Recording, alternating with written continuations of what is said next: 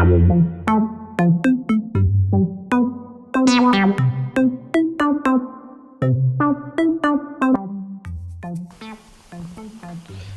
teman-teman agro, kita kembali lagi di channel kita di Generasi Agro. Jadi pada kesempatan hari ini kita akan membahas masalah agrobisnis pembibitan kelinci ya. Jadi kita sekarang akan mereview sebuah usaha yang cukup menarik di bidang agrobisnis ternak kelinci ya. Jadi kebetulan kita sudah ada videonya yang kemarin sudah direkam oleh teman kita Mas Bagus. Nah, sekarang kita saksikan dulu videonya.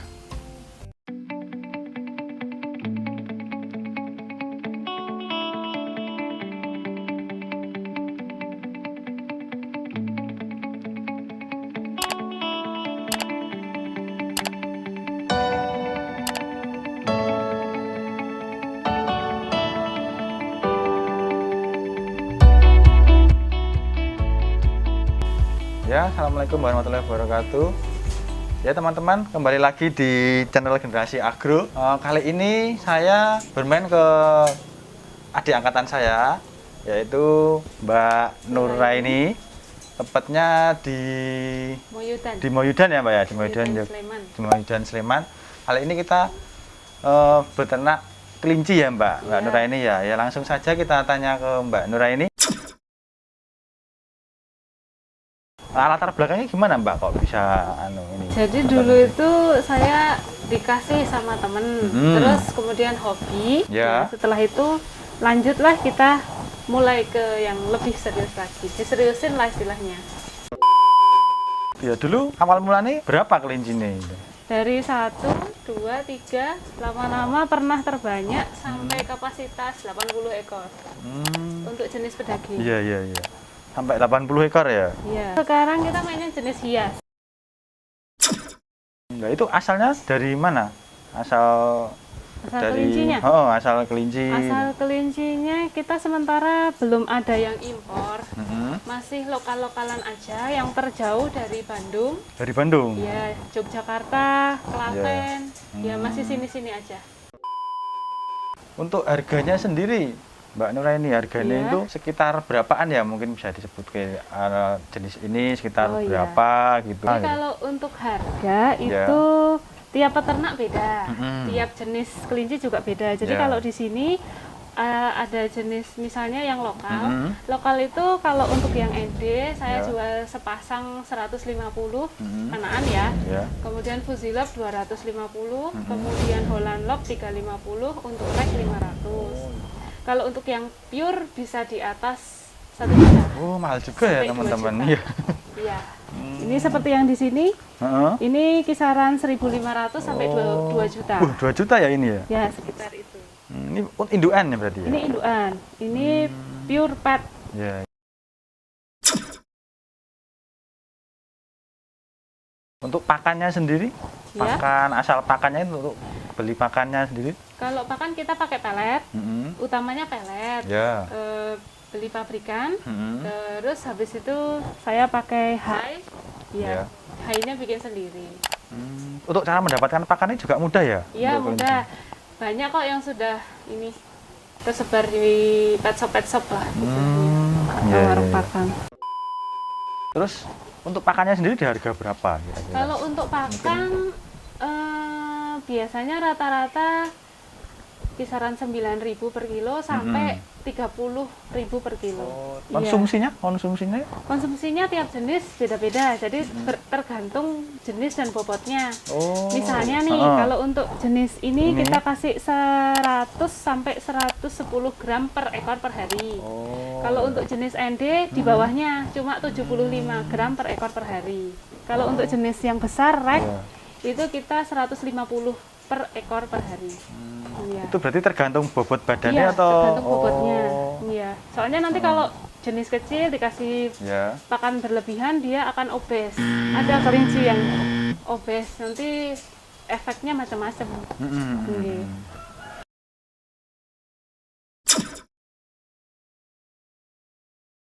Nah, untuk penjualannya sendiri gimana Mbak Nuraini, untuk misalnya penjualan panennya itu Oh iya. biasanya jualnya berupa apa, anak-anak masih kecil atau Iya. terus pasarnya di mana gitu? Kalau untuk penjualan selama ini kami utamanya online. Oh, Ya. online ya. Online kita lewat WA, lewat Instagram, Ya. lewat TikTok, lewat Facebook. Nah, itu. Tapi kalau yang sudah kenal kami biasanya langsung offline, langsung datang ke sini. Oh. Bahkan ini kelinci-kelinci biasanya sudah di booking. Oh, udah di booking ya. Sudah di booking. Berarti nek keluar kota itu gimana Mbak? Ya. Malah kesulitan nggak? Kalau untuk keluar kota, insya Allah nggak ada kesulitan. Kita pernah kirim ke Bengkulu, Ke kita Bengkulu pernah pernah kirim ya? ke Cilacap, ke Tegal. Jadi tergantung lokasinya. Bisa naik pesawat, bisa naik kereta, bisa naik iya. bis.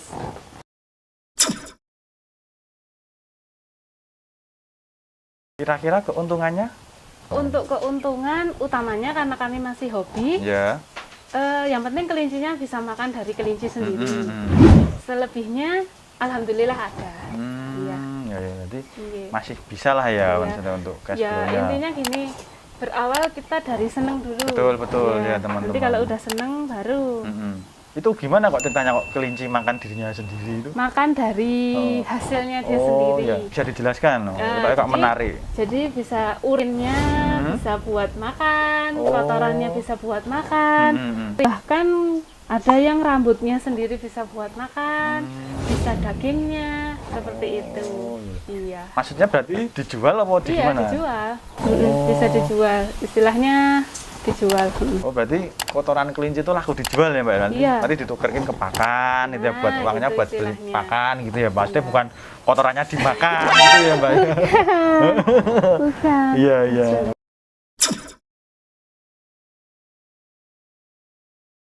Terus tantangannya Mbak, tantangannya Iya. kesulitannya itu apa selama ini? bergerak Kesulitan di- di breeding banyak sekali. Jadi misalnya Ya. kita ngawinkan nih, kok ternyata nggak jadi bunting, ya berarti harus ngulang lagi. Kita nunggu 30 hari kan. 30 hari ya. Iya. Kemudian nanti pas pemasaran kok pas lagi lesu. Ya. Jadi ya kelincinya harus stuck di sini dulu. Kemudian penyakit, Penyakit, itu juga ya. musim kan mengaruh juga ke penyakit. Ya. Biasanya musim apa nih banyak penyakit? Musim semuanya ada penyakitnya sih. Misalnya musim apa? Musim penghujan. Ya. Biasanya kan lebih lembab. Nah, itu banyak yang skabies. Banyak yang kembung, banyak Ya. yang diare Oh, gitu. iya, iya. Kalau musim panas juga ada.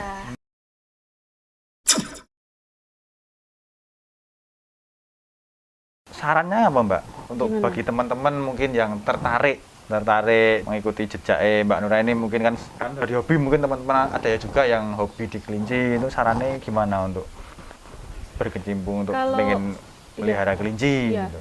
Awalnya sih tujuannya dulu apa? Miara kelinci, Iya. hobi, Hobi, atau ya. memang mau untuk bisnis. Mm. Terus di tujuan ini teman-teman mau ke kelinci apa nih? Ke kelinci hias atau ke Ya. kelinci pedaging? Ya. Jadi nanti kelinci hias kan jenisnya macam-macam, kelinci pedaging juga jenisnya macam-macam nih. Jadi jangan salah langkah, nanti kelinci kecil dijadikan kelinci pedaging kan kurang masuk ya. maksimal. Ah. Kayak gitu.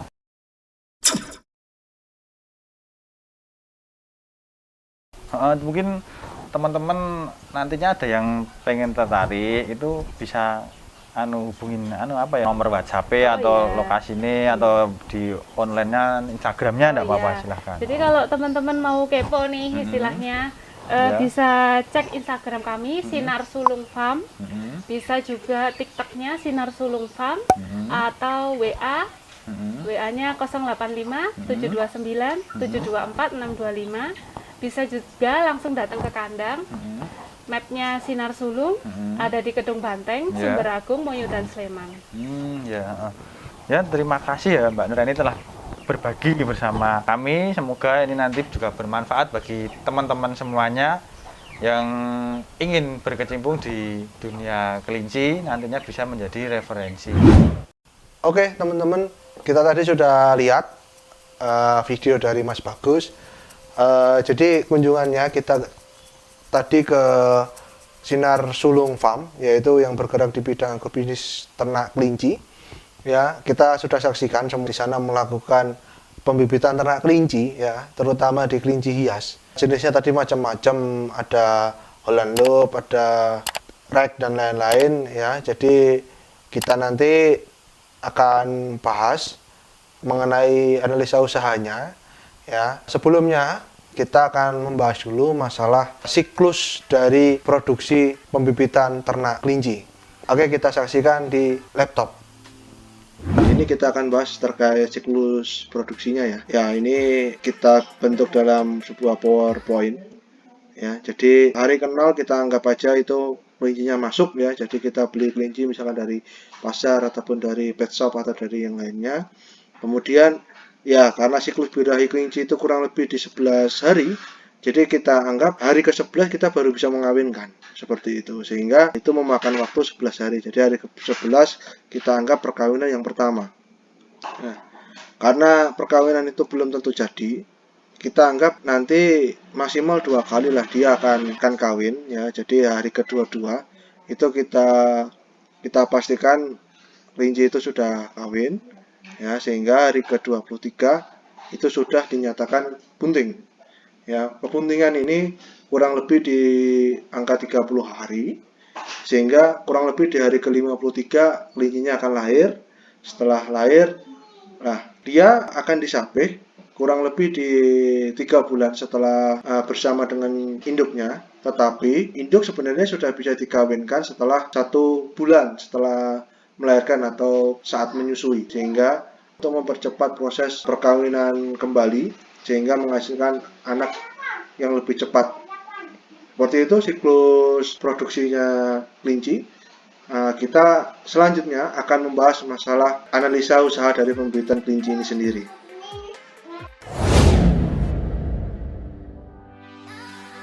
Oke teman-teman, jadi kita sekarang membahas masalah kelayakan usahanya agrobisnis ternak kelinci ya. Jadi tadi kita sudah simak bareng-bareng yang masalah siklus produksinya itu kurang lebih di 3 bulan ya. Jadi ini kita buat pertama di biaya investasi. Biaya investasi karena kandang tadi tidak disebut sama Mas Bagus waktu di wawancara ya, kita referensi di marketplace lah. Marketplace itu untuk kandang 5 ekor kurang lebih di harga 340.000, sehingga kita anggap aja kita kalau punya 2 ekor kelinci, yang 3 untuk siap-siap anaknya, sehingga menghasilkan total investasi sekitar 340.000. Estimasi penggunaan karena kandangnya ya dari kawat yang agak tebal tadi itu kita anggap di 5 tahun itu bisa. Dengan hitungan seperti itu maka menghasilkan biaya penyusutan sekitar kurang lebih 5.000 sampai 6.000 rupiah per bulan. Kalau tadi siklusnya sekitar 3 bulan, sehingga per siklusnya kurang lebih di 17.000 rupiah. Oke, kalau biaya peralatan kandang kita generalisasi tadi untuk 5 ekor kita anggap aja di harga 150.000 ya.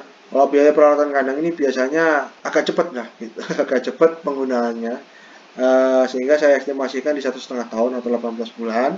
Jika dihitung berdasarkan siklus produksinya kurang lebih satu siklus produksi menghasilkan 25.000. Nah, ini biaya pembelian induk kelinci karena pembibitan itu biasanya yang paling banyak itu induknya, bukan di jantannya. Ya, sehingga induk kita anggap investasinya untuk 2 ekor, pejantannya 1 ekor. Jika kita menghitung dalam satu populasi, untuk efisiensi cost di biaya pemeliharaan pejantan kita hitung antara 10 sampai 25% dari total induk supaya menghindari terjadinya inbreeding. Selanjutnya, kalau kita beli induk itu yang murni kurang lebih harganya di 1.500.000 ya. 1.500.000 sehingga 2 ekornya kita investasi 3 juta. Biaya pembelian pejantan 1 ekornya kita anggap lebih mahal dikit lah, itu di 2 juta. Nah, penggunaan tadi saya sudah komunikasi sama narasumber juga, itu bisa di atas 5 tahun ya, kita anggap 5 tahun, sehingga per siklusnya dia membebani biaya di 150.000. Kalau yang pejantannya 100.000 ya. Ini 150.000 ini untuk 2 ekor induk, jadi per induknya sekitar 75.000.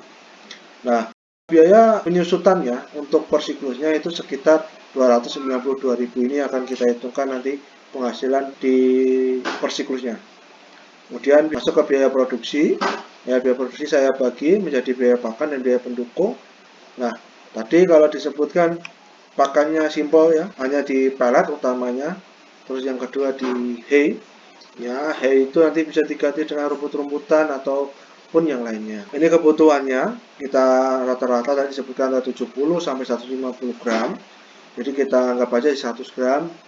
Kalau harga satuannya sekian, berarti biayanya, nah ini nanti bisa dihitung sendiri rekan-rekan semua, sehingga per siklusnya untuk biaya pakan itu kurang lebih di 489.000.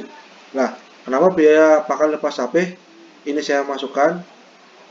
Karena memang kalau sudah tidak menyusui dengan induk itu harus kita kasih pakan juga kurang lebih di 90 hari. Ini saya sudah tulis 90 hari. Nah, biaya pendukung yang lainnya saya sudah tulis. Ini yang mahal memang di biaya promosi dan biaya lain-lain banyak karena metode pemasarannya di online juga. Nah, itu butuh kuota yang banyak dan biaya yang banyak juga. Nah, total biaya produksinya per siklusnya sekitar 1.600.000, sehingga biaya operasional per siklusnya tadi 292 tambah 1.600 sekitar 1.900.000. Nah, untuk penerimaan untuk kelahiran kita anggap aja sekali kelahiran itu 4 ekor ya, dengan persentase grade A dan grade B itu sama 50%. Jadi yang grade A itu 2 ekor, yang grade B itu 2 ekor. Ya, sehingga kalau misalkan grade A kita jual lebih mahal 200.000, kurang lebih 1.200.000, dan grade B 1 juta, sehingga penghasilan kita kurang lebih di 4.400.000 per siklus. Jadi kita menghasilkan laba atau pendapatan itu di angka 2.490.000 lah. Ini cukup menarik ya, karena ini cukup banyak sehingga berpengaruh terhadap kelayakan usahanya. Untuk BC ratio 1,3 ini jika disimpulkan adalah layak gitu. Nah, ini sudah saya tulis. Jadi BC ratio di atas 1 itu layak ya. Kebutuhan modal tadi tinggal ditambah aja sebenarnya terhadap biaya investasi plus biaya operasionalnya selama 1 siklus itu kurang lebih di 7 juta rupiah.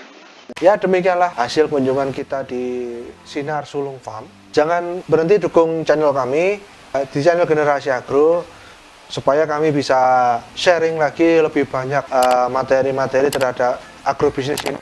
Kami pun masih belajar ya.